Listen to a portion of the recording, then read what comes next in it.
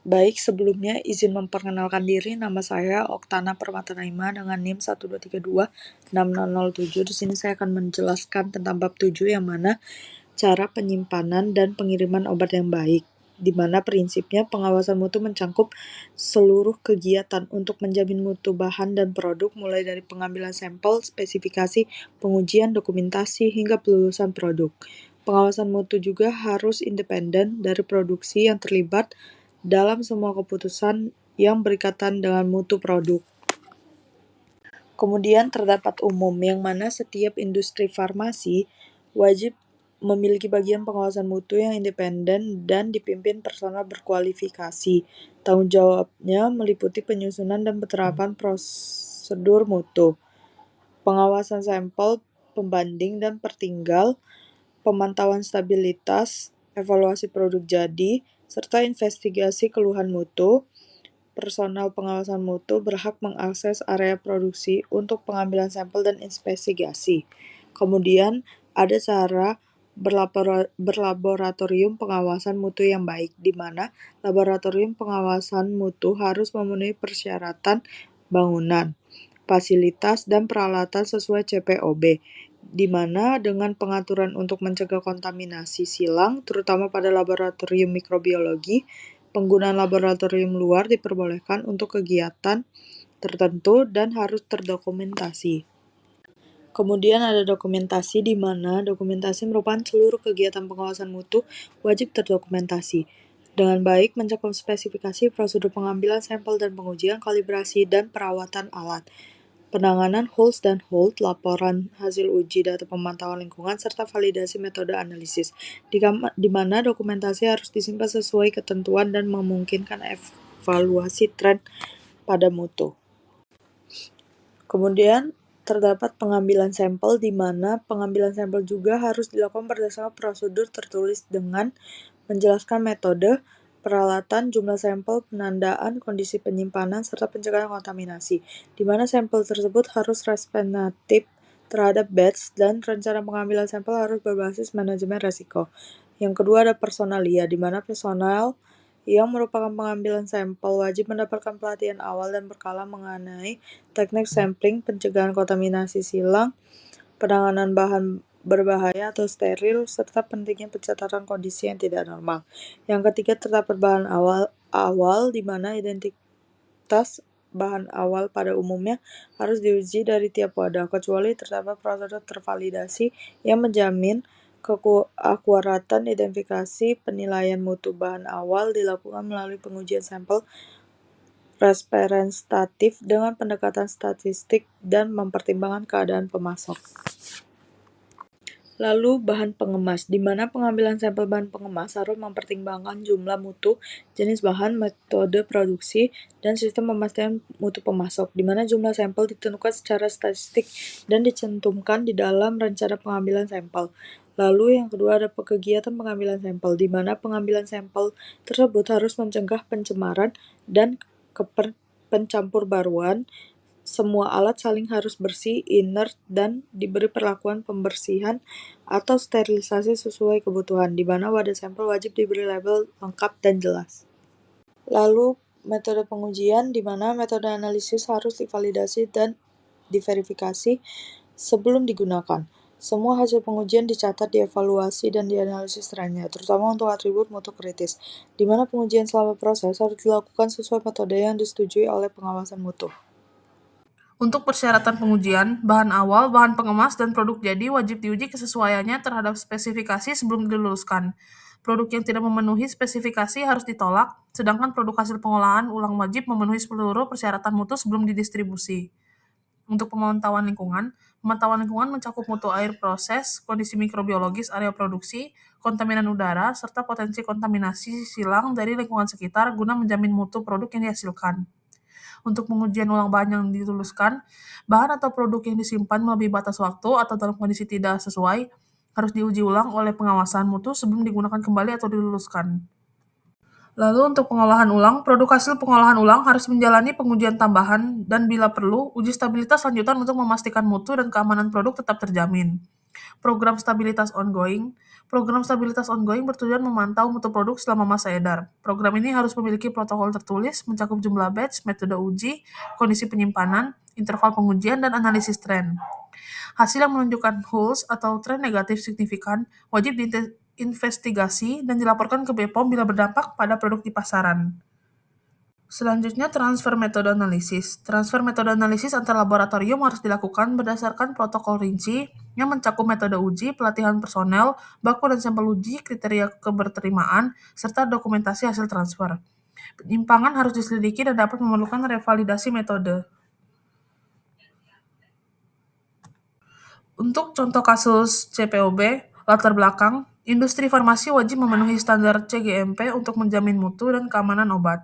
Namun kepatuhan saja belum cukup. Diperlukan quality management atau QM dan budaya continue improvement atau CI agar kualitas tetap terjaga dan mencegah drug shortage. Untuk penyimpangan, dalam beberapa praktiknya masih ditemukan kecenderungan perusahaan yang hanya berfokus pada kelulusan inspeksi, SOP yang kaku dan jarang diperbarui, serta penurunan kepatuhan mutu seiring waktu setelah inspeksi sehingga budaya mutu belum tertanam secara menyeluruh.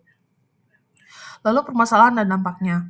Permasalahan muncul akibat perencanaan mutu yang belum optimal, jeda inspeksi yang terlalu lama, serta ketidakseimbangan antara kepatuhan dan inovasi yang berdampak pada menurunnya stabilitas proses produksi, meningkatnya risiko drug shortage, potensi beredarnya obat tidak layak pakai, serta ancaman terhadap keselamatan pasien dan kepercayaan masyarakat.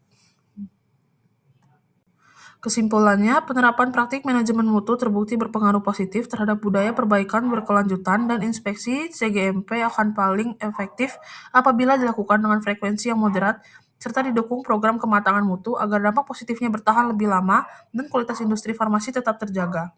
Berikut ini jurnal pustaka yang kami gunakan. Untuk produksi, bahan awal yang pertama ada air. Air merupakan bahan baku penting sehingga sistem pengolahan air harus menghasilkan air bermutu dan disanitasi secara rutin. Mutu air baik secara fisik, kimia, mikrobiologi dipantau berkala minimal setahun sekali. Metode pengolahan air, deionisasi, destilasi, RO/UV dipilih sesuai kebutuhan produknya. Sistem penyimpanan dan distribusi air harus mencegah stagnasi, kebocoran, korosi, dan pembentukan biofilm, serta mudah disanitasi dan terdokumentasi. Selanjutnya, sistem penomoran batch. Setiap produk jadi harus memiliki nomor batch yang unik dan tidak berulang untuk menjamin ketertelusuran riwayat produksi. Nomor batch dicantumkan pada kemasan primer dan sekunder serta dicatat dan disimpan dengan baik. Selanjutnya, penimbangan dan pengukuran. Penimbangan dilakukan di ruang khusus yang bersih dan kering menggunakan alat yang telah dikalibrasi. Seluruh kegiatan penimbangan dan pengukuran wajib dicatat dan bila memungkinkan disaksikan oleh personel lain. Kemudian, prosedur dan pengolahan. Semua bahan awal harus lulus uji sebelum digunakan, dan proses produksi wajib mengikuti prosedur tetap tertulis. Pengawasan selama proses dilakukan dan dicatat, termasuk penanganan produk tidak sesuai. Produk ruahan diberi penandaan yang jelas dan dijaga dari kontaminasi silang melalui pengaturan ruang, jadwal produksi, pembersihan area, dan kesiapan peralatan. Selanjutnya, verifikasi bahan. Setiap bahan awal wajib memiliki spesifikasi yang jelas dan diverifikasi kesesuaiannya sejak penerimaan. Bahan dikarantina hingga dinyatakan lulus, diberi label identitas dan status, serta dapat ditelusuri hingga produk jadi. Sampel bahan diuji sesuai spesifikasi dan status lulus atau ditolak ditetapkan secara tertulis serta dikomunikasikan ke bagian terkait. Untuk bahan ditolak, bahan baku yang tidak memenuhi spesifikasi, rusak, tercemar, tidak sesuai pesanan atau kadaluarsa, harus diberi label ditolak, dipisahkan di area khusus dan ditindaklanjuti sesuai prosedur tetap, entah itu diuji ulang, dikembalikan ke pemasok, atau dimusnahkan. 7.5 Produk kering. Penanganan produk kering memerlukan perhatian khusus karena risiko debu dan kontaminasi silang. Pengendalian dilakukan dengan penggunaan ruangan terpisah, alat penghisap debu, fasilitas vakum, dan atau ruangan antara yang sesuai kebutuhan. 7.6 Produk basah. Produk basah rentan terhadap cemaran mikroba, sehingga diperlukan sanitasi peralatan dan ruangan, ventilasi yang baik, serta filtrasi udara. Dianjurkan penggunaan sistem produksi dan transfer tertutup yang mudah dibersihkan, termasuk penerapan CIP. Untuk produk aerosol berlaku persyaratan keselamatan tambahan seperti bangunan dan peralatan tahan ledakan. 7.7 Pelabelan dan pengemasan. Sebelum pengemasan, dilakukan pemeriksaan kesiapan lini. Selama proses, dilakukan pengambilan sampel acak untuk pemeriksaan bobot dan penampilan. Lini pengemasan harus ditandai jelas untuk mencegah campur baur. Sisa bahan pengemas direkonsiliasi, dicatat, dikembalikan ke gudang atau diproses sesuai prosedur, dan produk dikarantina menunggu pelulusan. 7.8 Produk jadi, karantina, dan pengiriman ke gudang. Produk jadi hanya boleh didistribusikan setelah mendapat persetujuan dari bagian pengawasan mutu. Produk berstatus karantina disimpan terpisah dengan dokumentasi penyerahan yang jelas hingga dinyatakan diluluskan. Contoh kasus bab 7, cara pembuatan kosmetika yang baik. Prinsip dasar. Menurut jurnal, CPKB atau CGMP adalah standar minimum wajib yang ditetapkan regulator untuk memastikan obat diproduksi secara konsisten, aman, dan bermutu. Namun, CGMP bukan hanya sekedar aturan teknis, melainkan menjadi fondasi sistem mutu yang mendorong industri membangun budaya kerja disiplin dan terkontrol. Walaupun begitu, CGMP saja belum cukup jika tidak diperkuat dengan quality management yang matang untuk mendukung perbaikan berkelanjutan. Sistem manajemen mutu dalam CPKB. Penerapan CPKB yang efektif harus didukung oleh quality management practices seperti keterlibatan manajemen puncak, pelatihan, pengelolaan SDM, manajemen pemasok, pengendalian proses, dan pengembangan produk. Praktik-praktik ini membuat penerapan CGMP tidak hanya bersifat patuh aturan, tetapi berkembang menjadi sistem yang mampu menjaga kestabilan mutu dan mencegah kegagalan produksi yang dapat menyebabkan masalah serius, seperti kekurangan obat. Berikut ini merupakan referensi yang kami gunakan. CPKB, pelaksanaan CPKB melalui inspeksi regulator. Dalam jurnal ini, inspeksi CGMP dijelaskan sebagai mekanisme pengawasan regulator untuk memastikan industri benar-benar menjalankan standar mutu yang diwajibkan. Inspeksi berfungsi sebagai dorongan eksternal yang memaksa fasilitas farmasi menjaga kesiapan sistem mutu secara nyata, bukan hanya di atas dokumen, namun jurnal juga menyoroti bahwa perusahaan sering bersikap reaktif, yaitu lebih fokus pada persiapan menghadapi inspeksi dibanding membangun budaya mutu yang konsisten setiap saat. Dampak CPKB terhadap budaya perkembangan berkelanjutan. Penerapan CPKB yang didukung QMP dapat meningkatkan continuous improvement mindset, yaitu budaya kerja yang mendorong karyawan terus mencari perbaikan proses dan mutu. Akan tetapi, penerapan CGMP juga bisa menghadapi hambatan karena industri farmasi cenderung risk averse, sehingga perubahan proses menjadi lambat akibat prosedur change control dan revisi SOAP yang ketat. Ini membuat perbaikan sering tidak berjalan optimal meskipun sistem mutu sudah ada. Kesimpulan CPKB menurut jurnal ditegaskan bahwa CPKB atau CGMP berperan penting sebagai sistem dasar yang menjaga mutu dan kepatuhan industri farmasi.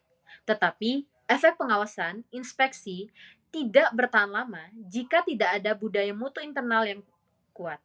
Oleh karena itu, CPKB seharusnya dipahami sebagai sistem yang harus terus diperkuat melalui praktik manajemen mutu dan program pendukung seperti Quality Management Maturity, agar perusahaan tidak hanya lulus inspeksi, tetapi benar-benar menjalankan perbaikan mutu secara berkelanjutan. Sekian dari kelompok kami akhiri. Wassalamualaikum warahmatullahi wabarakatuh. Terima kasih.